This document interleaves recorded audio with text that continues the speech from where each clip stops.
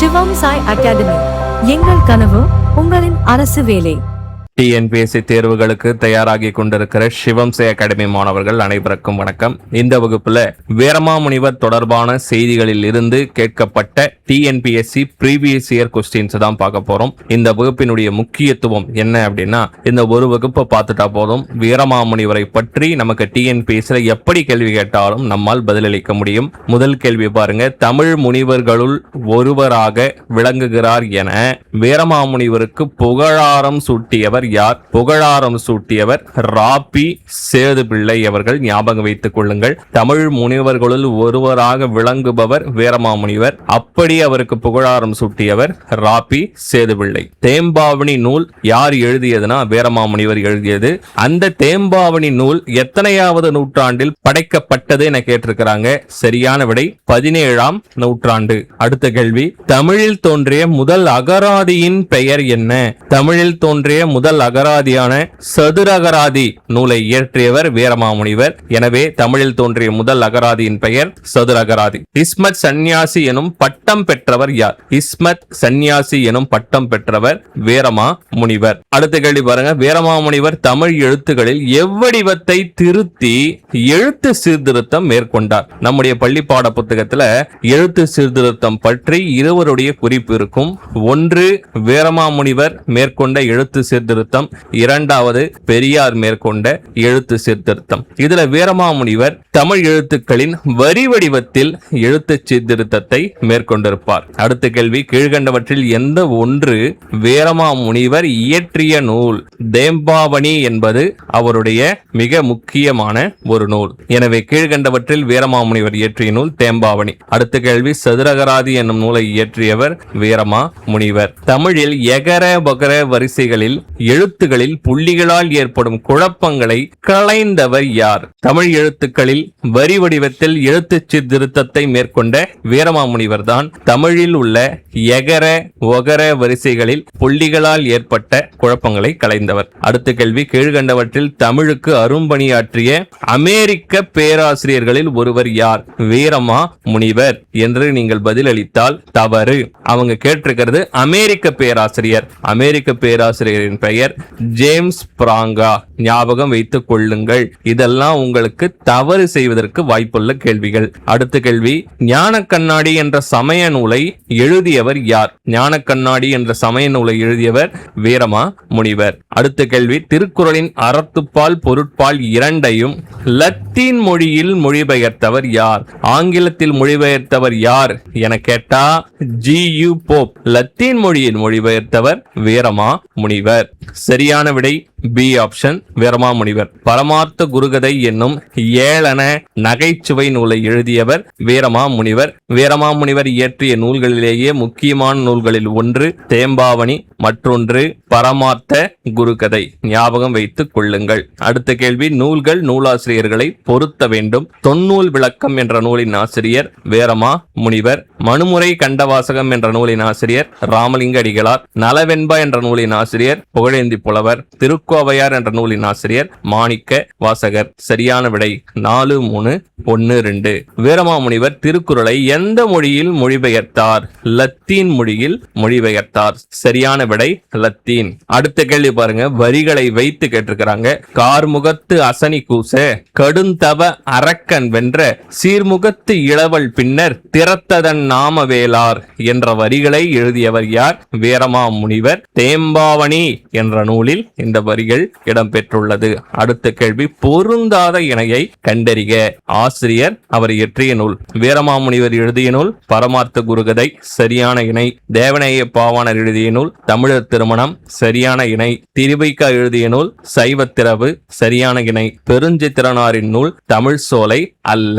அப்ப தமிழ்ச்சோலை என்ற நூல் யார் எழுதியது என்பதை கமெண்ட்ல கடைசியாக பதிவிட்டு போங்க. அடுத்த கேள்வி, அகராதி முறையை தமிழுக்கு தமிழுக்கு தந்தவர் யார்? அகராதி முறையை தமிழுக்கு தந்தவர் வீரமாமுனிவர். அடுத்த கேள்வி பாருங்க, பொருத்த சொல்லி கேட்டிருக்கிறாங்க. நூலும் நூலாசிரியரும். போற்றி திருவகவல் என்ற நூலின் ஆசிரியர் H.A. கிருட்டிணப்பிள்ளை. பரமார்த்த குருகதை என்ற நூலின் ஆசிரியர் வீரமாமுனிவர். முதுமொழி மாலை என்ற நூலின் ஆசிரியர் உமறு புலவர். பெண்மதி மாலை என்ற நூலின் ஆசிரியர் வேதநாயகம் பிள்ளை. சரியான விடை 2, 4, 1, 3. அடுத்த கேள்வி பொருத்த சொல்லி கேட்டிருக்கிறாங்க. தொன்னூல் விளக்கம் என்ற நூலின் ஆசிரியர் வீரமா முனிவர். நாலடியாரின் ஆசிரியர்கள் சமண முனிவர்கள். திருவேங்கட தந்தாதி என்ற நூலின் ஆசிரியர் பிள்ளை பெருமாள். மதுரை கலம்பகம் என்ற நூலின் ஆசிரியர் குமரகுருபரர். சரியான விடை 3, 4, 2, 1. அடுத்த கேள்வி பாருங்க, வீரமாமுனிவர் இயற்றியுள்ள 5 இலக்கணங்களை கூறும் நூல் எது?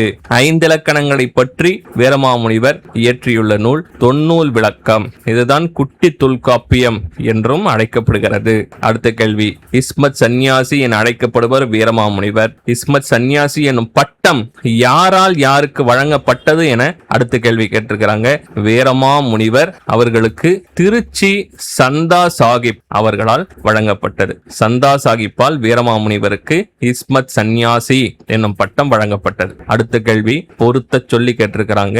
சிறப்பு பெயர் மற்றும் ஆசிரியர்களின் பெயர். வசனநடை கைவந்த வல்லாளர் ஆறுமுக நாவலர். புதுநெறி கண்ட புலவர் ராமலிங்க அடிகளார். தைரியநாதர் வீரமாமுனிவர். காந்திய கவிஞர் நாமக்கல் கவிஞர். சரியான விடை 3, 1, 4, 2. அடுத்த கேள்வி, வீரமாமுனிவர் தமது எத்தனையாவது வயதில் தமிழகம் வந்து தமிழ் படித்து காப்பியம் படைத்தார் என்பதுதான் அடுத்த கேள்வி.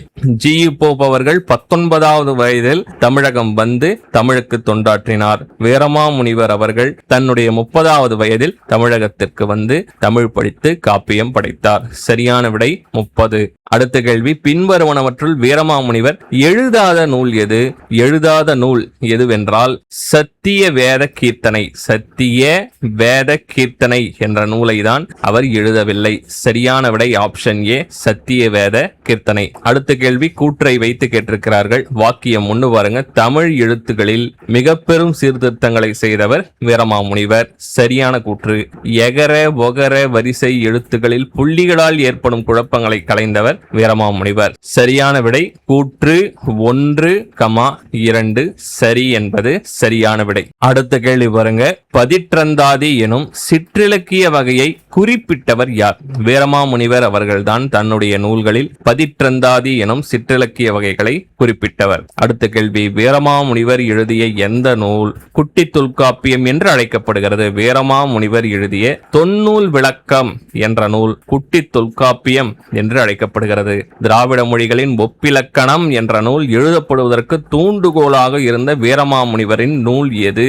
மிக மிக மிக முக்கியமான ஒரு கேள்வி. திராவிட மொழிகளின் ஒப்பிலக்கணம் என்ற நூலை எழுதியவர் கால்டுவெல். அந்த நூல் எழுதப்படுவதற்கு கால்டுவெலுக்கு தூண்டுகோலாக இருந்த நூல் வீரமாமுனிவரின் கொடுந்தமிழ் இலக்கணம் என்ற நூல். எந்த இலக்கண நூல்? கொடுந்தமிழ் இலக்கணம் என்ற நூல். அடுத்த கேள்வி, கீழ்கண்டவற்றில் வீரமாமுனிவரின் சிறப்பு பெயர்களில் பொருந்தாதது எது? ராஜரிஷி என்று அழைக்கப்படுபவர் வீரமாமுனிவர். தமிழ் சிறுகதையின் முன்னோடி வீரமாமுனிவர். தமிழ் மொழியின் தாந்தே வீரமாமுனிவர். தமிழ்நாட்டின் ரசூல் கம்சதேவ் பாரதி தாசன். எனவே இதுதான் அவருடைய சிறப்பு பெயர்களில் பொருந்தாதது. வீரமாமுனிவர் தமிழ்நாட்டில் வந்திறங்கிய இடம் மதுரை. சங்கம் வைத்து தமிழ் வளர்த்த மதுரையில் தான் வீரமாமுனிவர் வந்திறங்கினார். அடுத்த கேள்வி, பொருந்தாத ஒன்றை தேர்ந்தெடு. தமிழின் தேசிய தந்தை பெருஞ்சித்திரனார்.